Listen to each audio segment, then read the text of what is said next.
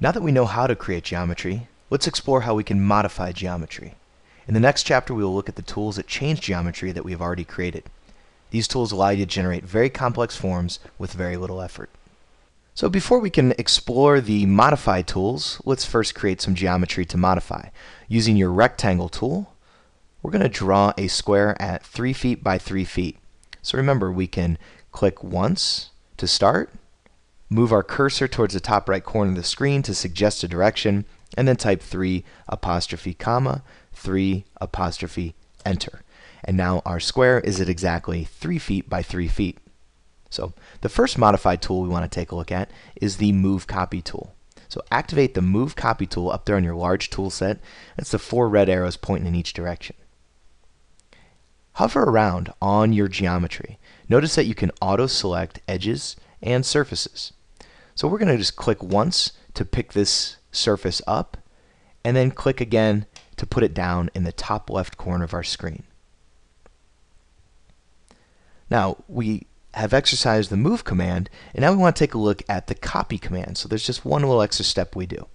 So hover on that surface and click once to pick it up, and tap Control or Option on the Mac to toggle the copy command on. And then we're going to type in 5 apostrophe enter. So I've copied that down the red axis at exactly 5 feet.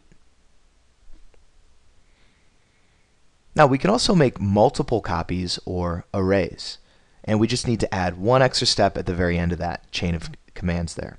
So we're going to click once to pick this up, tap Control or Option on the Mac, and then just kind of scoot your copy down here on the red axis, and at this point I can let go of the mouse. And I'm going to type in 5 apostrophe enter, and then I'm going to type in 5x. And so you can see that down there on the measurements dialog box, and when I hit enter, I get 5 copies. So we're going to make that copy 5 times. So we can create multiple copies, or what we call an array. Now, a little more advanced feature of the Move Copy tool is if I was to make a copy of this guy straight down. I'll click once to pick it up, tap Control, and I'm just going to put it down just a little bit below. We can also create a copy and array, but do it based on divisions. So if I was to make a copy of this square all the way to the end of my screen, I can also specify how many divisions go in between those copies. So we're going to click once to pick this guy up, tap Control or Option on the Mac, and then I'm just going to move my cursor all the way to the end and click to put it down. Now without invoking any other command, I can type 8 divided by enter. And we get 8 equal divisions between the copies. Now let's take a look at the Rotate tool. And the Rotate tool we can use to rotate geometry. Click on those 2 red arrows chasing each other up there on the large tool set. And again, as you hover over edges and surfaces, notice that the Rotate tool auto-selects. So I can position myself over a square, click once to set the center point of rotation. Now I need to set a reference point. So I'll just click here on the green axis once, and then now I can define the distance or the degrees or angle that I'm rotating. So down there in the bottom right hand corner, you can see in my measurements dialog box, it's telling me that this is right at 45. So I'll click there. Now be careful not to confuse the Rotate tool with the Protractor tool. That's a common mistake to make. So when you actually want to rotate geometry, be sure to grab that Rotate tool. Now to finish taking a look at our modified tools, let's open up a class file.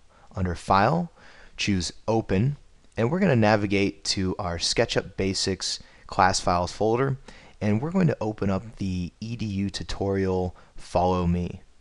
So open up the EDU tutorial followme.skp and choose Open. And I'm not going to save any of these changes. And now we have our self-paced tutorial for the Follow Me tool.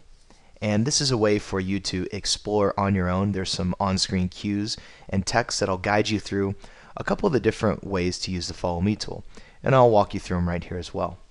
So first off, the most basic way to use that Follow Me tool is to pre-select the path, and then second, click on the Follow Me tool up in your large tool set, and then the third step is to click on the profile that you want to extrude along the path. So I'll click once, or I'm sorry, I will activate my selection tool, click on my path, and then go to my follow me tool and immediately click on my profile. And you can see that creates this donut shape. So it extrudes a profile along a path. And let's try that again. We can also create a sphere. If you pre-select the path, which in this case is that circle. So previously we used the edge of a circle. Now we're using the surface of a circle. We pre-select our path, click on the follow me tool, and then click on our profile. And that creates a perfect sphere. Next, we can also create, or we can also use the follow me tool to manually extrude a profile along a path. And here you can see we have this little miniature house. And if we want to extrude this gutter along the edge of the roof, we could just use the follow me tool and click on this profile, and then we steer it.